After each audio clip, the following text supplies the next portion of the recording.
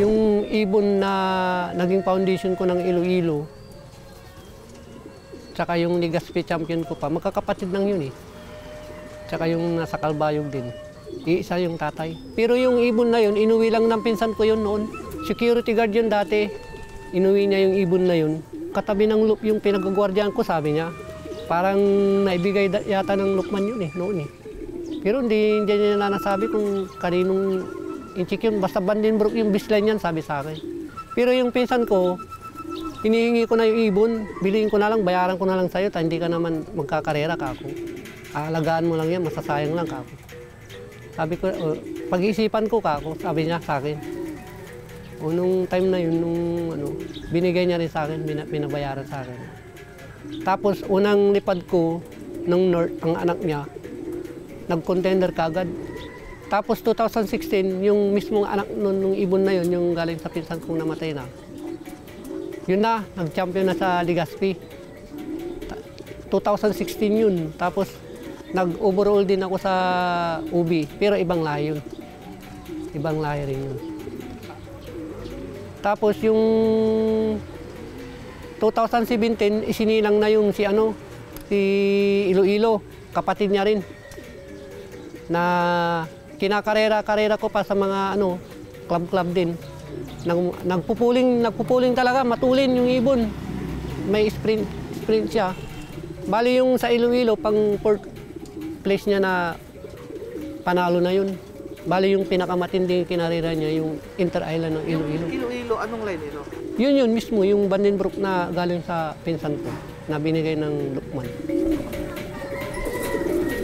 Ito yung pinakatatay ng Calbayog, finisher, Legazpi champion, tsaka yung Iloilo champion. Pero yung pares niya, yung sa tatlo na yun, magkakaiba, yung dam nila. Kaya ito, magaling tong ibon na to kahit anong ipares, talagang umuwi yung anak niya malalayo. May tulin siya sa sprint, kasi Vandenbroek all distance eh. All distance siya. Kaya niyang mag-sprint, kaya rin niyang mag-long, middle tsaka long. Yung si Iloilo, Romblon, sa akin yung pulling nun, tapos yung Iloilo, pulling winner siya dun. Ang ganda ng pakpak ko. Bangkain siya, sir. Bangkain siya. Na hindi siya kalaki na ibon, parang lang siya. Medium size lang. 4 na yung ko dito na na-produce na magaganda eh. Puro winner. Pero umulit pa 2019, hindi. Iba na naman yung nanay nung napasukulit siya ng Iloilo, ng Calbayog. Pero cut-off, finisher lang. Pero yung ibon na yun, mula second lap, third lap, fourth lap, kami ni Kim Molina rin yan eh. Kami rin yan na nagkakalaban yan dati. Pulling winner yun.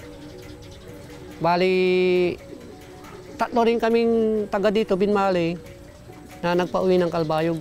Yung una, yung Jan Bautista, yung kamag-anak ko na rin yun. Tapos yung pangalawa, yung kumpare ko, yung Rio Ramos. Yung pauwi niya naman, kapatid naman ng nanay ng yung nanay nun, kapatid din ni Iloilo yun. Yung champion ko sa Legazpi. Pinahiram ko sa kanya dati yun. Pinag-pair namin yung champion niya sa Alin Samar. Nag-champion din yun. Kinumpir ko yung pinag-pair namin yung champion ko din na kapatid ni Iloilo. Yun yung napauwi niya rin.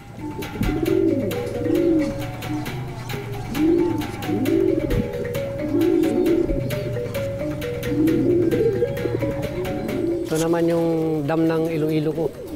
Milucci line ni Vicente. Matutulin ang anak nito, sir. Yung anak nito na pinaris ko sa ibang kak, yung multiple pulling winner ko ngayon. Tsaka 3 times winner, sprint race, fun race. Pag gagawa ko ng battle cross, sila na yung gagamitin kong pang cross, pang battle cross. Bangkain, hindi sila yung magagandang katawan. Hindi. Bangkain na pahaba. Tsaka more on pearl eye sila. Pearl eye. Basta naglabas ng pearl eye yun, sigurado yun. Sa talaga yung matigas sa malalayo.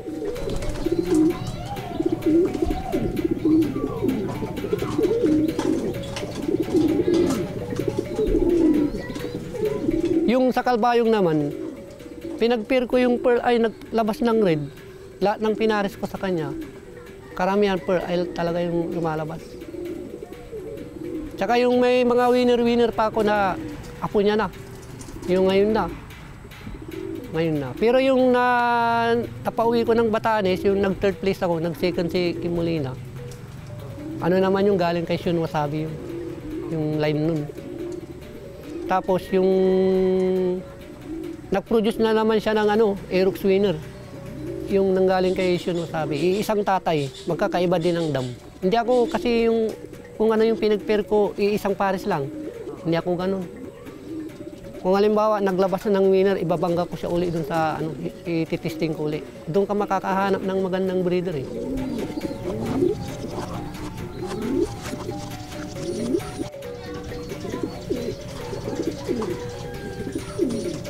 Mayroon din akong katangayan na tinitignan ko din sa kalapati. Yung yung sa yung sa gilid niya. Yung hindi square siya, hindi siya pahaba. Ito yung tinitignan ko sa pakpak, yung square siya dito, yung kwadrado, hindi siya pahaba. Kasi yung mga Billion Curie talaga na-research ko, ganito yung nila, Curie nila, na magagandang gawing breeder. Asan yan, sir? Asan? Ito, napatunayan na nga ito. Sir, asan ba na yan? Ito sir. Itong mahaba na yan? Oo, yan, ito. Kwadrado siya, na hindi siya pahaba, yung talagang matulis. Ito hindi. Pagka ganyan, ito yung mga theory na na-research ko din dati. Pero nung una hindi ako naniniwala pa. Pero nung napatawid ko yung anak nila sa Iloilo, doon ako naniwala. Na may talagang theory talaga to. Yung sa dito yan. parehas Ayan. ba? Parehas sir. Kwadrado. Hindi ko makuha na. May distinguish. Ayan siya. Oh. Ayan siya. Oh. Ito? Oo, ito. Ito pangalawa. Yan. Yung tatlo na yan, 1, 2, 3. 1, 2, 3 yan. Dapat kwadrado yan. Ayan o. 1, 2, 3. Ito. Doon ako tumitingin din na isa. Pag nagkikilatis ako ng breeder, doon din ko tinitingnan. Tapos yung sa troop. Dapat hindi siya maluwag. Yung lang siya. Yung maliit lang. Kasi kung wala mahingalin yun eh. Hindi tatagal sa liparan.